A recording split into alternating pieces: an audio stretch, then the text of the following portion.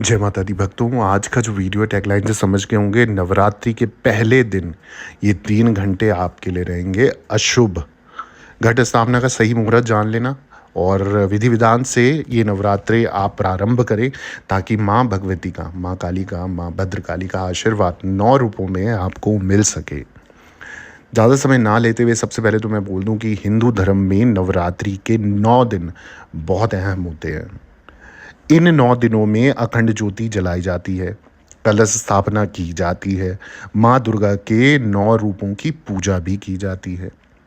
अश्विन महीने की शुक्ल पक्ष की प्रतिपदा तिथि को घट स्थापना की जाती है। धर्म के अनुसार घट स्थापना शुभ मुहूर्त में करना चाहिए। यह हमें बिल्कुल ध्यान रखना चाहिए। जब आप घट की स्थापना कर रहे हैं, माँ भगवती के नाम लेके नवरात्रों पे घट स्थापना जो कर रहे हैं, वो मेन चीज़ होती है। अगर वो आप शुभ समय पे नहीं करते तो उसका कष्ट, उसका गलत फल आपको भोगना पड़ता है। इसलिए शुभ मुहूर्त इतना ज़रूरी है अगर आप घट स्थापना कर रहे हो। धर्म के अनुसार घट स्थापना शुभ मुहूर्त में ही करना चाहिए। कलश स्थापना का विशेष महत्व है।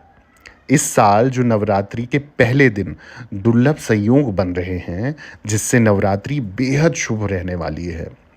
लेकिन लेकिन मैं आपको बता दूं कि नवरात्रि के पहले दिन 3 घंटे का जो समय है वो ऐसा समय रहने वाला है जिसमें घट स्थापना नहीं करनी है।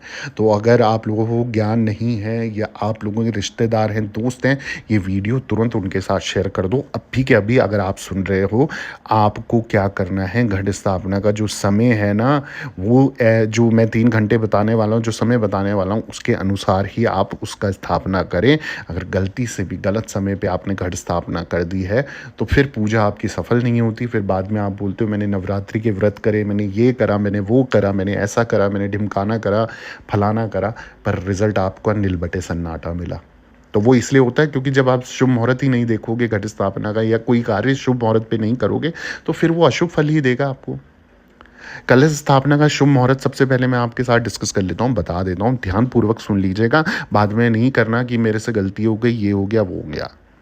हिंदी पंचांग के अनुसार अश्विन नवरात्रि की प्रतिपदा तिथि जो है 14 अक्टूबर की रात को, 14 अक्टूबर की रात को 2023 की बात कर रहा हूँ मैं, 11:24 पर शुरू हो जाएगी और 15 अक्टूबर की रात को 12:32 पर ये समाप्त होगी। तो पूरा एक दिन आपको मिल गया, यानी कि 14 की रात से शुरू होते हुए 15 अक्टूबर की रात को 12:32 तक ये समाप्त हो जाएगी।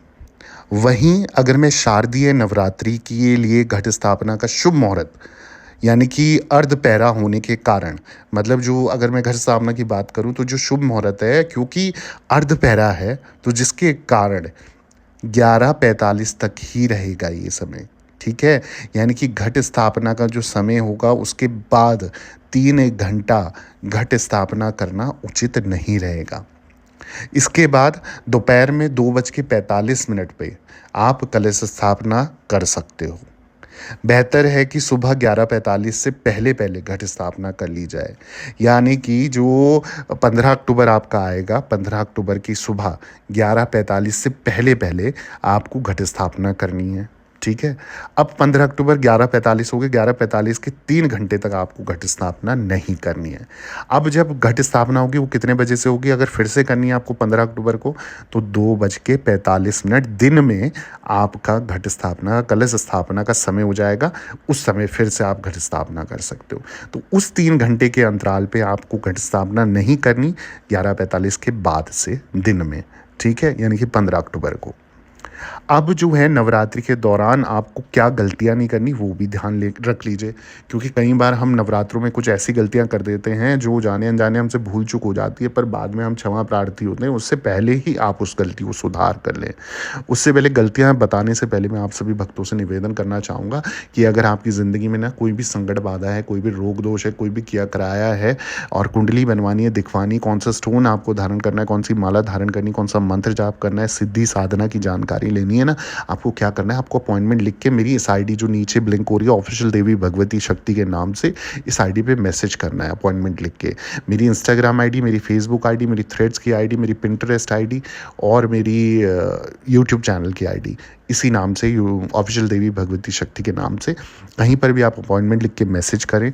आपको एक छोटी सी अमाउंट पे करनी है। अमाउंट पे करने के बाद आपको एक समय दिया जाएगा, उस निर्धारित समय पे आप ऑनलाइन रहना पड़ेगा।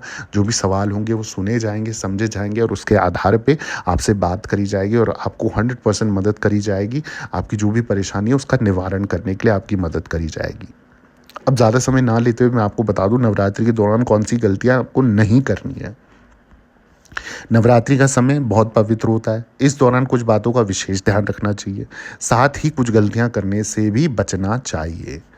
नवरात्रि के 9 दिनों में किसी महिला, कन्या या फिर किसी भी माता, किसी भी फीमेल जो आपके घर में रहते हैं, बाहर रहते हैं, अगल बगल में रहते हैं, कोई भी महिला, कन्या, माता जो भी हैं, उनका अपमान आपको गलती से भी नहीं करना। ऐसा करने से माँ दुर्गा की नाराज़गी का कारण बनेगा। जीवन में कई कष्ट भुगतने पड़ जाएंगे। तो नवरात्रि में औरतों की, महिलाओं की, बहनों की, बच्चों की, कन्याओं की इज्जत करनी है आपको। उनको क्रोधित नहीं करना, उनका जितना हो सके मान सम्मान करना, उन्हें खुश रखने की कोशिश करनी, स्वयं देवी स्वरूप मान के उनका आपको मतलब ध्यान रखना है। अगली जो चीज़ है, नवरात्रि के 9 दिनों में तामसिक भोजन आपको बिल्कुल नहीं करना।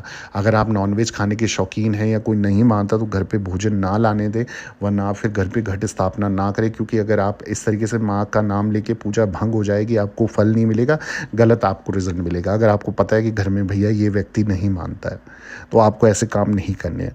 ना ही घर में अशुद्ध और तामसिक चीज़ें लानी है। इस दौरान घर में पवित्रता का विशेष ध्यान रखना है। तो गंगा जल से अपना साफ करके, गौमूत्र का छिड़काव करके अपना पूजा पाठ करें, घट स्थापना करें और अच्छे से ध्यान करें, तो आपको रिजल्ट भी अच्छा मिलेगा। नवरात्रि से पहले ही घर की अच्छी तरीके से साफ़ सफाई कर लेनी है। कबाड़ हो गया, कूड़ा करकट हो गया, घर से बाहर निकाल देना है। साफ़ सफाई, जाले जूले, आपको सब कुछ अच्छा से साफ़ कर देने हैं, ताकि आपकी पूजा सफल हो, आपको रिज़ल्ट अच्छा मिले, आपको कोई दिक्कत परेशानी का सामना ना करना पड़े। आपको दाढ़ी नहीं बनानी, आपको बाल नहीं कटवाने, आपको नाखून नहीं काटने। इन 9 दिनों तक आपको हर एक चीज़ का परहेज करना है, ब्रह्मचार्य का पालन करना है, चाहे गृहस्थ जीवन में हो, चाहे आप ब्रह्म जैसे कन्या है, जो भी महिला हैं, जो भी पुरुष हैं, सभी को ब्रह्मचार्य का पालन बिल्कुल करना है। जितनी कोशिश हो सके ब्रह्म मुहूर्त में उठ के अपना स्नान आदि करके धुले हुए वस्त्र पहन के आप धारण कर सकते हो।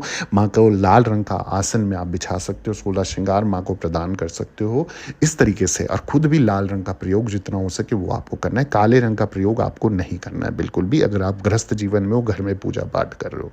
तो इस तरीके से आप अपनी नवरात्रि सफल बना सकते हो। एक दिया जला के आप पूजा पाठ कर सकते हो, आपको रिजल्ट भी अच्छा मिलेगा। इसके अलावा आप दरबार से बने रहो। वीडियो पसंद आया है तो कमेंट में जय माता दी लिख देना, और चैनल को सब्सक्राइब नहीं करा तो सब्सक्राइब कर देना, वीडियो लाइक कर देना, ज़रूरतमंद लोगों के साथ शेयर कर देना। और बाकी कोई भी संकट परेशानी तुरंत अपॉइंटमेंट ले, मैसेज करें, आपको 100% निवारण दिया जाएगा। सभी भक्तों को जय माता दी, हैप्पी नवरात्रि, जय माँ डाट काली।